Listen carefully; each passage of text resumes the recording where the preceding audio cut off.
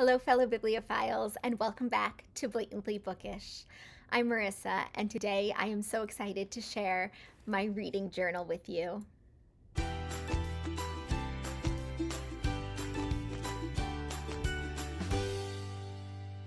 This is my reading journal from 2021, so I thought I would take you on a little tour of last year's reading journal, show you what worked, what didn't, and just how I use the reading journal to help me enrich my reading process.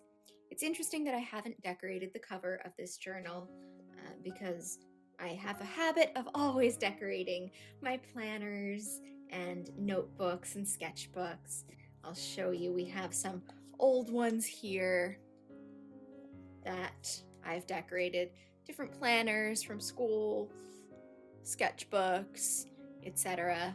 But I decided to have this reading journal be prettier on the inside than the outside. So the outside is just this plain, floppy, black covered book. I like how it's soft covered, but at the same time sturdy enough to be taken places if I ever get to go places again with everything going on with COVID. But you open it, it's actually a brand that's religious. I think it's meant to be a Bible study journal or something of that nature. I'm not religious, I'm not even Christian, but it works for me. It has some good features, as you'll see, and it's lined. So this is the cover page with my name. And it has a built-in table of contents, which I tried to use, but fell by the wayside. Then, like a bullet journal, I like to have a place where I can see the holidays, people's birthdays. There are some weddings in here that have been postponed and since happened much later than planned, but such is life. And then I have a page for passwords, and when I last did some household chores type things, car servicing, eye doctor appointments, that type of thing. And I have some doodles, headers, dividers, little embellishments that I can use to make my journal special. Some floral designs. And then I have a video ideas page. I thought I would get some use out of this, but it turns out I didn't. Oh well, I usually just film my videos as soon as I come up with the idea to make them. So I guess this page wasn't too useful this year. And then for you book lovers out there, this is probably my favorite page and yours as well. It's the books that I read in the year of 2021.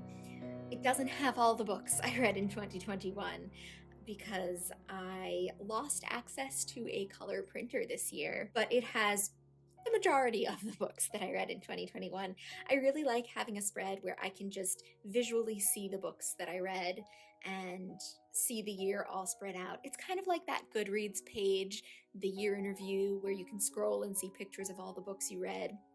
I like that, and this is a physical version that I can take with me. I have a spread like this for this year's journal, but I'm not sure how I'm going to keep it updated because I don't have a color printer at home, and at work we used to have a color printer, but it has since been retired in favor of an all black and white printer. So we'll see how that works out. I have a page for my buddy reads from last year. As you can see from all the arrows and crossing out, things change and are in flux, but I really like having a place where I can remind myself what I've committed to buddy read wise. And then there's reading goals that correspond with my reading goals video from 2021. And then I just have some lists, some general TBRs, books that I've thought about that I might want to read. It's nice to keep them all in this book. We've got some American classics, African American TBR, Gaskell's short stories, which it's good to check off the ones I've read and the ones that I still have yet to read. There's also some free Victorian books. These are all the books that I have access to on my e-reader. And then this was my schedule for the Bronte project last year. It was helpful to have that all in one place as well. And then we start having monthly spreads. I really enjoyed having an outlet for my creativity this year in the form of collaging, and I would make a spread for each month. As you'll see, I kind of stopped doing that towards the end of the year. Things got a little hectic with the holidays in November and December.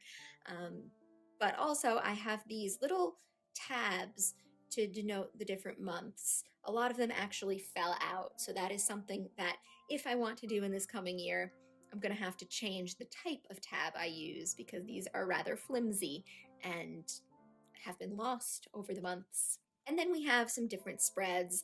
I'll go over in depth some of these with you, but don't read too carefully. There are massive spoilers for a lot of books in here. In the beginning, I started doing it by date, and I have lots of little doodles and things throughout the book. You'll see as we go that the dates fell by the wayside after a while. All of these are, for the most part, bookish topics.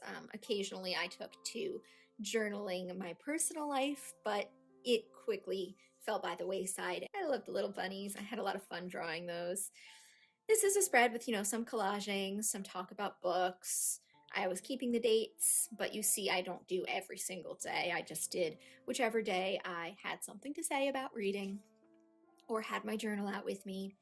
This is a fun spread. This is all about the Teal House Austen retreat, which happened last year, and I was able to watch that virtually. So it's notes about all these different Jane Austen related lectures. It's a lot of fun. And then I got vaccinated. That was exciting. Obviously, I got a sticker and it's in here. And then we have February, Valentine's Day themed collage here for us. And just some more thoughts. This is when I was reading The Binding and The Silent Companions. March.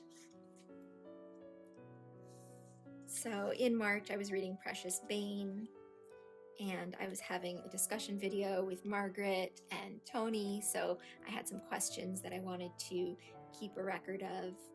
And then I'll give you a little taste of what my bookish notes are like.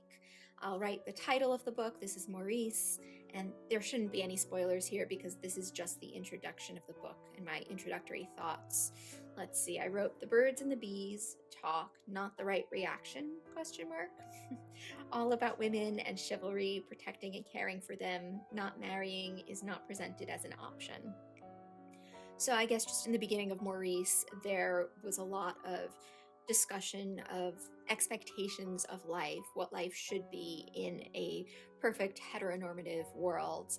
And Maurice doesn't quite fit into that. His reaction to the birds and the bees talk was not quite the reaction you would expect for somebody who is straight, and obviously he isn't, and that's the whole point of the book, is him finding his way and coming to terms with the fact that he is different from those in society and different from what society expects of him.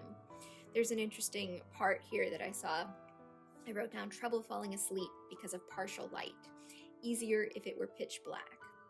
And I tied that back to the idea of his sexuality, just the idea that it would be easier if he was completely in the dark, if he didn't realize that he was different, but there's this partial light, this glimmer of something else that he realizes is a part of him, and that is making it hard to fall asleep, making it hard to comply with society's expectations. So there's just a lot more of that. I wrote page numbers, specific paragraph that I really liked, and lots of little quotes. You see that I have a quote here, and I still kept with the dates, but don't worry, those will go away at some point. I have a little collage inspiration here for me, different words that I want to look up and maybe get some pictures of. And it's already April. Still just more thoughts about different books. I can go in detail about them with you, but the thing is, there are just so many spoilers, and most of the thoughts that I have written in here have actually already been conveyed in my wrap-ups or in videos that you've probably seen. So I love this spread. This is Hope is the Thing with Feathers by Emily Dickinson. I just think it came out really well and I like it. And then we have my lists of Agatha Christie books. This is at the point where I was getting really excited about Tommy and Tuppence. And I have a list of all the Tommy and Tuppence books, as well as all the Miss Marple books. At this point, I was thinking maybe I'll read Miss Marple books too, but I'm not sure about that now. This was just, I was supposed to listen to some Voxer messages. That didn't really work out in terms of a spread. It wasn't particularly helpful for me. And then just some very basic thoughts on Miss Pettigrew Lives for a Day. We have a list of C.S. Harris's Victorian mysteries. It was a mystery series that someone recommended to me. I wrote them all down, but I haven't read any of them yet. Series are quite daunting for me, and I think a series of 16 books is just too much for me at the moment. And then I have some thoughts about the 2008 Persuasion video. And it came right before my Jane Austen July collage. Of course, I love this collage so much. It won't stay glued down, but besides that, it has a lot of Jane Austen related things. The strawberries are not random. They actually have to do with strawberry picking at Donwell Abbey. Obviously it's July, and I tried to pick up a lot of Regency themed things. Music is a large component and theme in Jane Austen's work, so that's featured. But yeah, I had a lot of fun making this spread. Then I have a lot of information about Lover's Vows. I have a character list to try and keep all the characters straight, and I wrote a lot about Mansfield Park here. We have Jane Austen quotes all around. This is a really fun spread and a really fun month. July is quite possibly my favorite.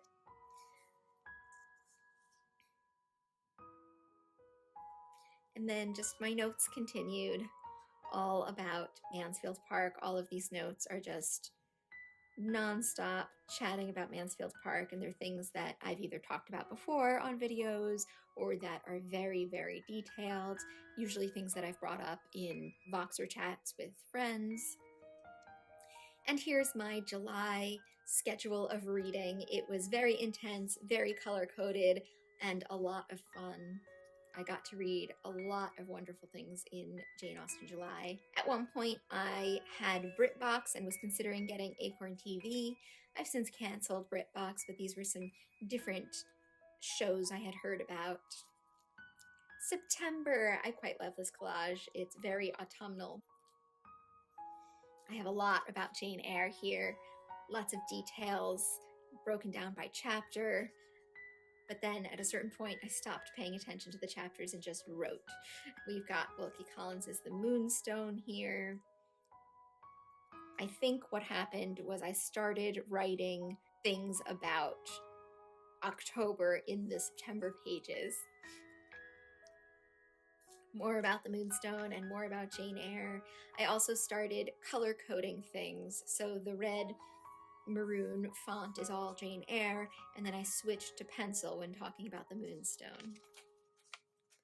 Things don't stay glued very well here, but we've got my Victober spread, which I am very, very happy with. It's got a lot of Victorian themed things here, but also a creepy Victorian vibe going on. Perfect for October. I have some thoughts about Wuthering Heights here. Some more Moonstone thoughts, more Jane Eyre thoughts. I guess I was still reading that at this time, and a lovely Wuthering Heights spread. This is me planning out my nonfiction November, actually. I think I read some of these, but not others. More Jane Eyre. I actually took notes on Kate's video with David so I could respond to it. This was all about Wuthering Heights here, and by Kate, I'm talking about Kate Howe. David's her husband, I believe. And so sometimes you'll see I break it down by chapters. Sometimes I write page numbers and what stands out to me on that page. It's a lot of really detailed thoughts, many of which don't end up making it into videos, which is something I want to change this year. That's the whole point of keeping a journal like this. And then in Nonfiction November, I actually started Hood Feminism, but I didn't finish it until this year, so I'll talk about it in an upcoming video soon. And then things just kind of went by the wayside, and this is me starting to plan for my 2022 journal and then using this as scrap paper. But I never made it to any November or December pages. Like I said, things just got too crazy around the holidays, and that's not something I did. I've been taking what I've learned from this reading journal and applying it to my 2022 journal. So hopefully this has been inspiring or helpful to you and your own journaling process, the way you think about how you read and how you record that. Next time in my little journaling series, I guess I'll show you my journal for 2022. Until next time, I look forward to seeing you in another video very soon. Bye!